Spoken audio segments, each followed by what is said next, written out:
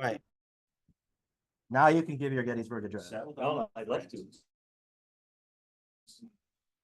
Yeah, I like that. Okay, so did you have any business items? Jim? Me? Never. Never? I have nothing. So just quick updates. I'm in contact with John McGivern's rep. Right now, it looks like we're shooting for February or March for him to perform. It won't be November 2nd. So February or March, settle on a date. It's a little early to start promoting that, but by this fall. Starting to get a lot of questions, some questions, not a lot, about the jack-o'-lantern jaunt already. When's it gonna be? People that are planning their own displays or to go. So yesterday I put up on Facebook and our website the dates. I didn't put any details or like that, other than put this on your calendar, October 18th and 19th for the event. I see like 60 people already on Facebook said they're interested or going or What's the something. weather gonna be like that weekend? I'll have to get out to check on the Sun. It's gonna be great. And Jerry, Tuesday, next Friday, looks like we're pretty well set for volunteers. Filled up. We need good weather there. That's one to check. Friday. So cherry pie. Friday night, the second. Was anybody there last time cherry pie was here? I wasn't. No, we didn't do the. Anyway, I I think was, we missed that one. I think we we didn't do, didn't do that. no, we didn't do that one. No, that was well attended. But I was. It was packed. Yeah. So I was on a session last week, village feedback or whatever, and one gentleman was there and he was talking about the events. And he said last year it was estimated they had 2,000 people for cherry pie and about 2/3 of them were outside the area. 2,000 sounds a little high. But anyway, if it's anything like the evening of July 3rd or anywhere close to that, then it should be good. So 3 hours of activity and then we. All right. And then, do you guys want to say anything about jack-o'-lantern jaunt? Lantern, Tom? We're in the planning process, so. Okay. Next first meeting Tuesday, and then the next one is August 6th, so, August 6th is the next committee meeting. yes. Okay, 7 AM. Yeah. Espresso Lab? Lab, yeah. All right, 7. And then, Rachel, do you want to talk about Dr. Dennis Yeah, Godby? so- Is this a good time? Yeah, Dr. Godsby will be coming in. He is doing Walking for Health Equity. He's been doing this for 3 years now. And I think, near and dear to my heart, healthcare, right? But he actually emailed me about 6 weeks ago. He actually had a heart attack Whoa, and he's doing okay. and damn healthy recovery. people. I know, right? But he's still planning on He's still coming. planning on We doing are his first stop, so Yeah. he's coming Monday, August 19th. He'll get to the village around 6 o'clock. So Diana and I have been emailing back and forth to see if her and Fred and some of you that are on the village board, maybe we could welcome along with the Rotary. And then I talked to Jose about coming here afterwards and having this back room. But I'll put together like an agenda and things once I confirm. I know Diana's super busy right now. So if anyone, and he is looking for summer, I don't know if you can put him up for the night. I think with cost of having his heart attack and surgery and stuff like that, he would like to stay with someone for the night just for cost reasons, but if anyone would welcome and then get him off in the morning on his walk on Tuesday at 7 So o'clock. 3 years ago, he started on the East Coast. and he Yeah. Ended last year. Around this area. Yeah. So he's picking up this year. Yeah. In Milwaukee and he's continuing his walk west over the next couple of years. Yeah, During the summer only. yeah, Not like Forrest Gump where he just does it all at once. right. And I'm sorry, what's he raising funds for? Health equity, so it's funds for people that don't have money. Healthcare, For yes. healthcare. So like the catastrophic fund. Mhm, Yeah, yeah, And what week is he gonna? August Yes. 19th. so it's it's a Monday.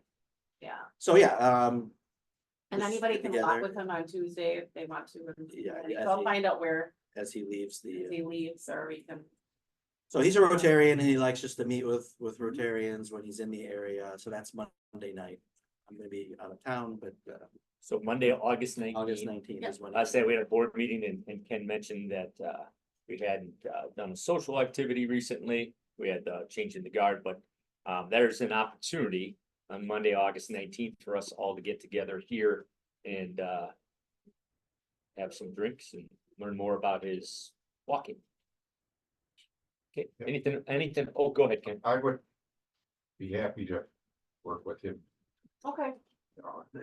get them off in the morning and have them Yeah, start late. I'd like to walk with him a little bit. Okay, I mean, even as a retired physician, it might be kind of cool just to, talk to them. Yeah. Yeah, okay. I'll email him and I'll include you and give him all your information and then we can work together. yeah, we could work it out Monday, you know. I could drive him back to my home and then in the morning, Bring them back. bring him back here and start to walk. Okay, be great. It's kind of a fun thing. Mm-hmm. Any other It's a good business? cause. Oh, I'm sorry, go ahead, please. I'm sorry, go I was ahead. just saying it was good, it's a very good cause, so. Yeah, absolutely. Thanks. Any other business items? No, just thank everybody for bringing their donations to the. I have. Yeah, I put them out there. Oh, you do? Oh, thanks, Rick. Appreciate it. Thank you. I have Take care of the press. 3 potential.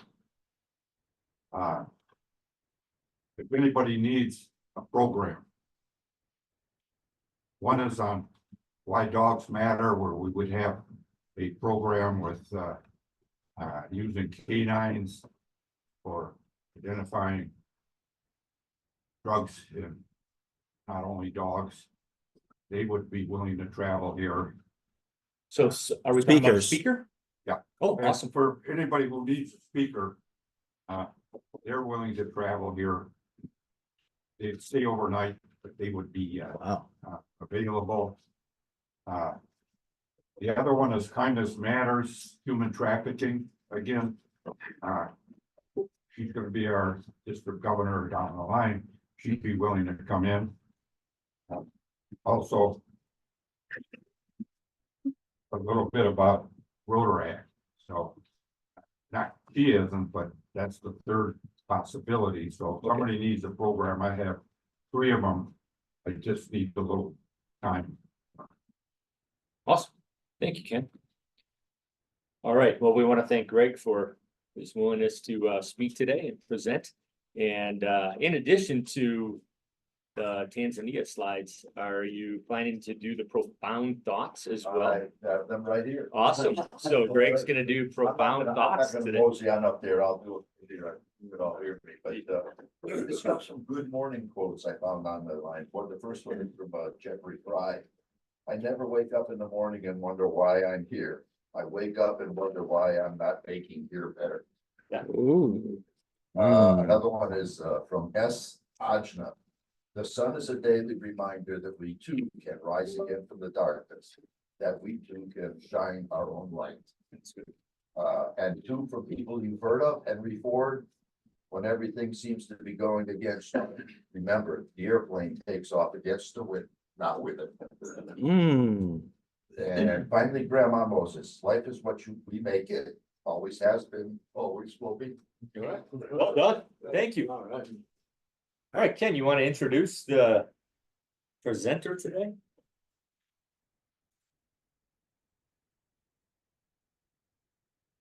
As I was telling these guys. Out of Africa. Still my favorite movie. Wow. The history of Africa is just fascinating. 100 years ago, it was a playground for wealthy people in Europe because they're only a few hours away. I had the opportunity to go to Africa 7, 8 times in my lifetime. I wore a different hat then. Safari Care. I'm a lifelong member of Safari International because I like to hunt. Yeah. But Rotary also is involved. The Ghana project that we had one in Kenya. Now Greg is gonna give us a little bit about Schweitzer. Most of that name, he's a German physician 100 years ago. He went to the Congo. Livingston, Dr. Livingston, 100 years ago. As a German physician, Schweitzer, Tanzania was called Tanzania. I visited there in 1972. Out of Nairobi. Nairobi at that time had 6 major hotels bigger than Milwaukee. Greg, come on up and tell us a little bit about Tanzania.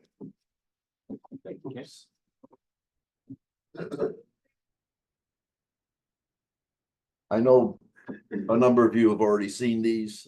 It was the thing I could put together in the last minute. I should probably do this for some of our other trips, but I can't remember last week, so don't worry about it. no, but I have to say that this is by far the best vacation than I ever took. And you've been all over the place. Well, there've been a lot of people that have been a lot more places than I. You're getting to be in charge of that. Oh, okay. Which button do I press? This- That one to go forward? Okay. Oh, you downloaded it right here. All righty. It's on the screen. So. Yep. Well, I'm gonna, I could do it this way. Anyway, to start out, we flew Chicago to Amsterdam and Amsterdam to Arusha, which is in eastern Tanzania. You can see where Tanzania is located on a map of Africa. Tanzania, 341,000 plus square miles, about equal to the combined size of Texas and Oklahoma, 57 million people population. The language is Swahili. And the way that you greet people is Jambo. So every morning you Jambo, and every see somebody, it's Jambo. It's like hello, and it is. So we flew to Arusha, which is there on the right-hand side of the screen where you see the little airplane.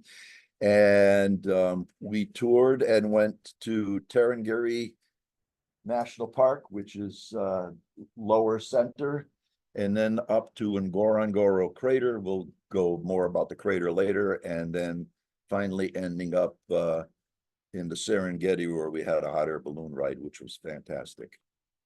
So anyway, let's talk a little bit about the big five. These are the animals that in the hunting days, everybody wanted to get. So the elephant, the Cape buffalo, the lion, and the 2 that they almost decimated. Excuse me, the leopard and the black rhinoceros. So the black rhinos were almost extinct for a while there and had very, very few. They've come back, but poachers still get their booty. The horns and the powder from the horns supposedly has medicinal value. It's been proven they don't, but people in the parts of the world believe it, so they pay big money for it. The first lodge we stayed at was Lake Diluti Lodge. A couple of things you may notice that it's -3 degrees latitude, which is just south of the equator. And then the distance from there to different places. Mount Kilimanjaro is actually pretty close, 108 kilometers away, which is roughly 60 miles. Well, I like that they carried it out to about 7 or 8 decimal places.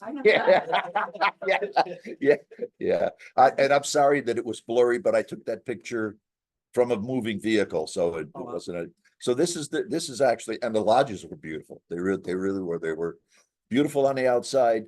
The rooms were simple, no air conditioning or anything like that. It cooled down enough at night, and the fans worked well. And also all the beds except in Ngorongoro crater, which we were at an altitude where mosquitoes don't fly, but all the beds had curtains around them. So at night you would pull the curtain around so you didn't get bit and end up with malaria. But this is the walkway to some of the huts that we stayed in. That was the main lodge that you saw, the original picture. This is our room. Like I say, rather simple, but nice and clean. This was a view outside of our room. And then we had a morning, the next morning, we had a discussion on what to expect and what we, how to behave and all that kind of stuff. And then This is a group outing. this is a group outing. We had 20 6, 12, 18, like, I think 20, 23 people. So We it's had, mostly all inclusive. yes, yeah, everything, yeah, we didn't. Well, alcoholic beverages, if you wanted to drink, you paid for. So this is our group by our vehicles. Peggy Kroll, the founder of Cruising Tours, in the middle there, and she accompanied us the whole trip. And then then we have the 4 drivers, the gentleman in the black shirts. So, and our driver's name was Dominic. And we had the leopard van. That's the one we had. You'll see a picture of a little leopard later in the front. So, this picture is on paved roads. We drove at the beginning of the first day on some paved roads, and after that, we didn't see a paved road until we were on our way back home again. So, just an interesting little thing, a little dust devil there that we passed by on the way to, but this is the kind of thing you see, just, open desert land, low scrub brush, and then a lot of dust. It was dry and there was dust all over the place. So here we're going to Tarangire National Park. Karibu means welcome. And first animal we saw was a giraffe. I'm not sure what those are. They may be gazelles. But one interesting thing is the tree that you see there, and there are tons of them. That's acacia. And you see that all over the place now. Interesting, and I'm not a biblical scholar, but it's interesting because one of the woods that they used for the bars that they used to carry the Ark of the Covenant were made from acacia. So I don't know where acacia is in in Israel, but there's where's the straight one? yeah. That would be a little tough to get those long poles out. Dead trees, most likely you're gonna see buzzards sitting in the dead trees, just watching around for what they need. Elephants, we did see a ton of elephants. Interesting thing about the African elephant is, if I don't have this backwards, the African elephants, both male and female, have tusks. It's the Indian elephant where only the male has the tusk and the female does not. And this is just like a state park, a park or something. It's It's not a- like the animals weren't put in there for this purpose. No, Yeah. no, when we stay at a lodge, we're told you do not go at night. Contact the front desk if you want it, if you need something. There are no walls, there are no fences, there's no restriction to the animals at all. So if you walk out at night, you don't know what you may encounter. But you could see the animals just walk, they own the place and they're used to the vehicles and they pay no heed, and they walk in front of you and walk around you, and it's quite something else to see. And it's really up close and personal. And I had to get a little close to get these little guys because they're only about 6 or 8 inches long, but a male and female lizard. Red, white, blue. Yeah. So this is a springbok. The way you could tell is on the hind end, you could see that white streak. It goes all the way around. That's one. It's a member of the deer family, as many of the animals that we saw were. Some more springbok, and then you're going to see the mounds you see in the background there. You see these tall red or sandstone colored mounds. Those are termite huts. So you see those all over the place. There's a nice big one right there. Good shot. Nice to see the green instead of when you first started, it was all brown. Yeah, it is green, and it's amazing how some of that stuff grows. And then And this is from your truck? Is it you taking pictures? yeah, you don't get out. Although if you have to do something, the driver will stop and it's your job to go in the back. So an ostrich, the giraffe. This is a sausage tree, and you can see where it gets its name is its fruit actually hangs like a sausage. I don't know. It's not edible or anything else like that. It's probably, it most likely is the pod that holds the seeds that, for the tree. Oh, so hard to see, but right in the middle of your picture is a leopard. And, we were lucky. The two that we wanted to see for sure, and there was no guarantee we were gonna see, is the leopard and the black rhino, and we saw both. So, the drivers are amazing. They spot these things. Look, and you can't see them at all, but beautiful. No fear of it. No, they don't even look at you. This is a baobab tree. Something you see a lot in Africa also. Sometimes they call it the upside down tree. This one, they had some rain about 3 weeks before we got there. And the driver said that this tree would not have that foliage on it had it not rained. It would have been bare. So some small monkeys we have, and there's a nickname for this monkey. You'll see why. And I'm not cursing or anything else like that, but these are called blue balled monkeys. What time of the year were you there? We were there in February. Oh. Yeah. These are dik-diks. They're very small deer. They're the smallest deer in the world. They're only about 18 inches high. They're really tiny. We were very fortunate to see those. The driver said also. They're really fast. Yeah. Lunch. Yeah, snack. Jackals. Yeah. And this is a Cape buffalo. I made the mistake of saying water buffalo and was told there are no water buffalo in Africa. These are Cape buffaloes. And if you look at the picture closely on his back shoulder, you see some birds. The birds land on them and eat mites and things like that might be attacking the buffalo. Let's see, that's an impala. Another one. Beautiful sunset. How long were you up? We were there 1 day. 9 days. 9 days, and how many days did you like drive through the park to look at them? Every day. Well, every day. Every day, every day we went on a drive. Yes. Yeah.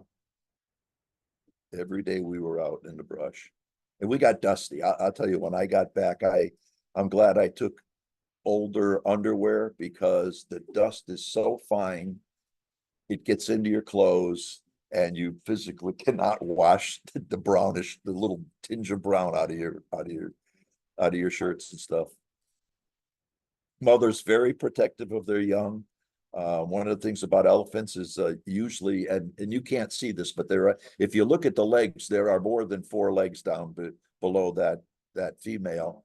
And what they do is if there's danger, the females will actually form a perimeter around the young and protect the young from being attacked. Some egrets sitting on the back of a Cape buffalo.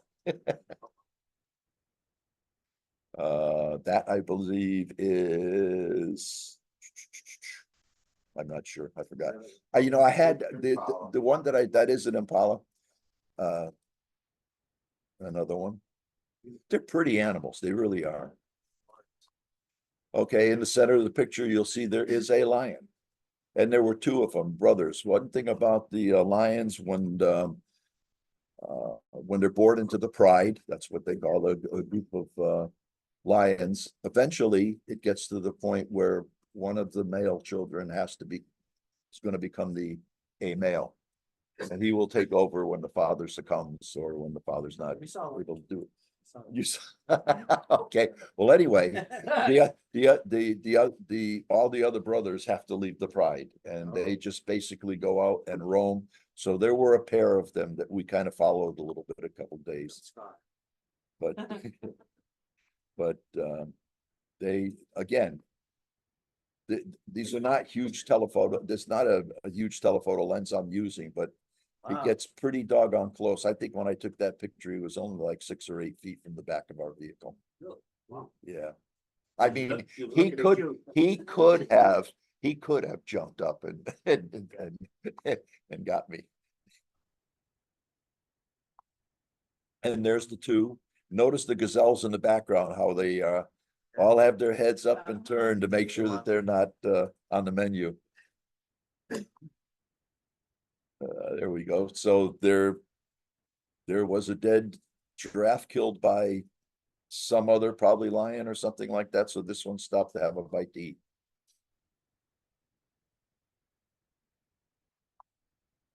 The tree in the center, you see there's a little bump on that tree in the center of it, just where it spreads out. Well, when you zoom in a little closer, you could see that there's somebody sitting up in that tree. We did not get to see him climb up. One of the other vehicles that was in front of us actually get to see him climb up that tree, but I had no idea that lions perched in trees, but look at that. Careful where you walk. Yeah, yeah. So you could see the vehicles, the roof pops up and you could stand up and you have pictures 360 degrees around.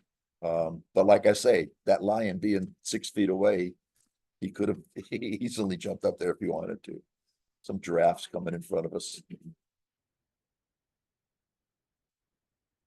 Again, he's not running or anything else like that. He's just scampering across. Zebras, saw a few of those. And you could see all the acacia trees in the background. Acacias are feed for the giraffes. Couple of things about the giraffes. Number one, there are prickers on these acacia trees. And it's hard, if you grabbed it, you'd poke your hand. Well, they have something in their tongue that allows them to get around those and it doesn't bother them. The other thing is their tongues have a substance on them that when they stick them out so much because they're eating, they don't get sunburned. In Arizona too, that's acacia trees. That's a good case. Leopards in the tree? Or leopard in the tree? Let's see. Let me see what I thought I had this one. I'm not sure what bird that is, but anyway. Whoops. Yeah, they actually had a lot of very pretty birds.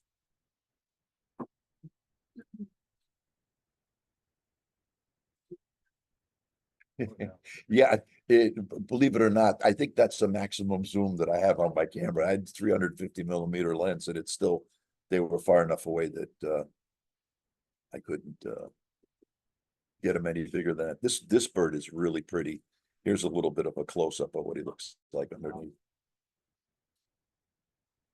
Hyenas. Are there hyenas? Yeah, you'll see some hyenas. Oops, come on. Press right. Now we stopped for breakfast one day. And here, this is the gentleman on the right is from East Troy. The lady on the left is from New Berlin. The one in the red is my sister. The one in the blue in the middle is my wife. And Pat on the left is a friend of my sister's. So my sister came out from Massachusetts to join us. Here we are sitting in the middle of Tarrangere National Park. Wild animals around us. And they're cooking food. and we never thought twice about it. You know, it's just, so we weren't bothered. Interesting thing about these white egrets that follow the elephants around is as the elephants walk, they kick up bugs and flies. And so the egrets get their food that way. They follow the elephants around and they kick up the food for them. Pair of ostriches. This is a candelabra tree. It's more like a cactus. If you look up very close, the candelabra portion of the tree is actually look like cacti. Ah, there, closer picture. Ah, now this one is a red-billed hornbill. Yeah. about the size of a turkey. What if he tastes it? Warthogs, what's that? What if he tastes the same? I doubt it. Some warthogs. That diet. This was an interesting picture. I got that bird, but if you look in the upper right-hand corner, there's also I don't know, a mongoose or whatever that might be. I'm not sure. So here's another lodge we stayed at, Tarangire Sopa Lodge. This was the view out the back window or the back deck of our lot of our little hut. And so they had 2-story huts. You had one on the bottom, one on the top. Lynn and I were fortunate enough to have an upper one. So we had a nice view, also a little bit more protected. There was a pool, so some people did take a swim that day. We had some time. And then this is our walk up to the lodge from our. Okay, this one is called a lilac breasted roller, and the reason they call it a roller is the way it flies, and it actually flies like that. So if you see them, but that's what that bird is called. Another pretty bird. This is called the guinea fowl, about the size of a hen or chicken. More buzzards in the dead tree. They just like that all Yeah. over. And here we're driving along and we came across some lionesses and or I guess they're all females, yes, lying underneath the tree and just enjoying the afternoon shade of the tree. These are the Maasai people. They're a tribe that we visited, got to hear a little bit about how they live. They're pretty much nomadic people, although they do stay in places. You'll notice their heads are all shaved, both male and female, prevent lice from getting them. So that way, they danced for us, and also these people are known for how high they can jump. So as you could see, that gentleman up there is getting up off the ground, and then of course we were forced into doing some jumping ourselves. So you could see that there are a few of us and one guy in the middle that jumping. But we had a wonderful time there too, and we brought soccer balls and things like that with us to give to the kids. This is their school, and this young gentleman in the lower right-hand corner was the hit of the day. He's too young to go to school, but he's there every day, and this is right there in the village. So this is Ngorongoro crater, and here we are. A little bit about the crater. It's estimated it formed 2.5 million years ago. It was an active volcano whose cone collapsed inward. So in other words, it didn't blow up like Mount St. Helens. The caldera actually went away and the mountain actually imploded upon itself. The caldera measures about 10 to 12 miles across, 102 square miles. The rim elevation is 7,500 feet, and the caldera base elevation is 5,500. So being at 7,500 feet on the edge, this is the lodge we stayed at. Look at all those rocks. The weight alone. I know it's Your engineer figured that out. it's incredible. This was the view out of the back of our room of the caldera itself. And I don't know, I don't remember whether we faced east or west, so I can't tell you whether that was a sunrise or sunset, but whatever it is, it was beautiful. We were going down into the crater the next day, and we encountered wildebeest going across the road. And if I do this correctly, we'll watch a short movie of oh, can we turn the sound down?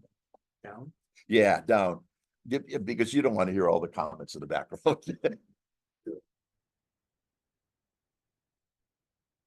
The nice thing is watch the little ones as they jump. A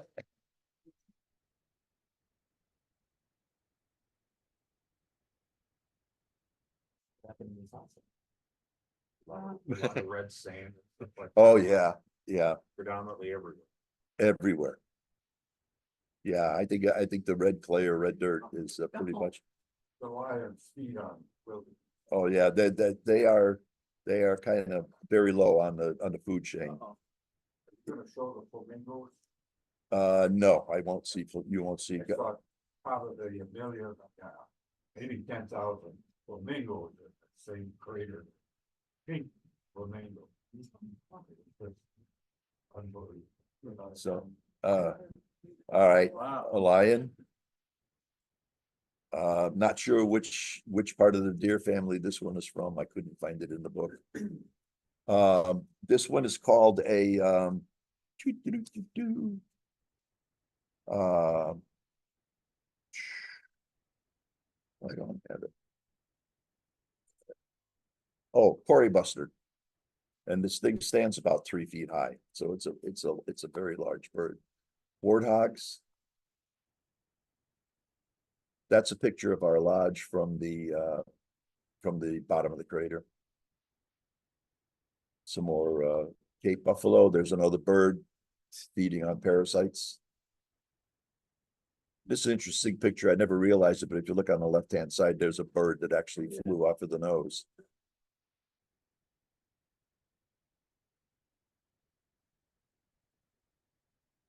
Did you say we're almost out of time? Okay, well. I have some other interesting ones, so let me just do quickly the rhinos. Oops.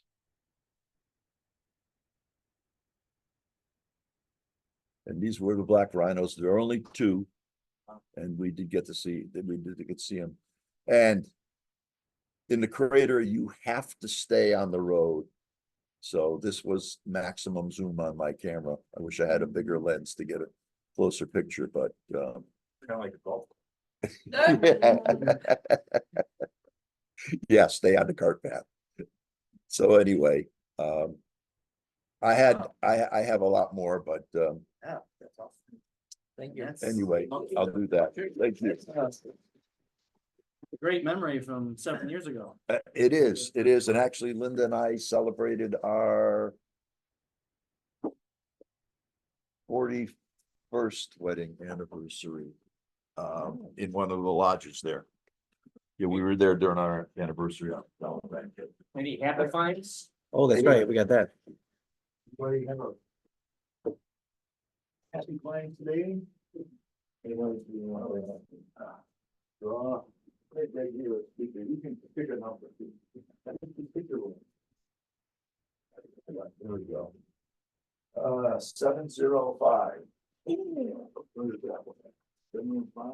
Oh, my goodness. Hey, hey. Only been like 5. I know.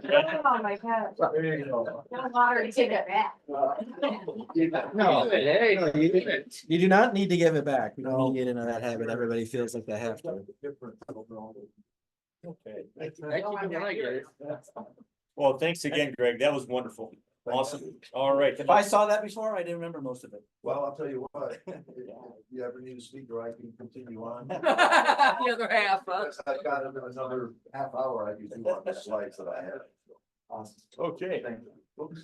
Do the 4-way test as we leave this meeting and go back out into the world of life and work. Of the things we think, say, and do, let us remember to ask ourselves first, is it the truth? Second, is fair to all concerned. Third, will it build goodwill, better friendships. Fourth, will be beneficial to all concerned. Hey, you got that bell down. I did. Yes. Here, It's you can walk trainable. away with that. Okay.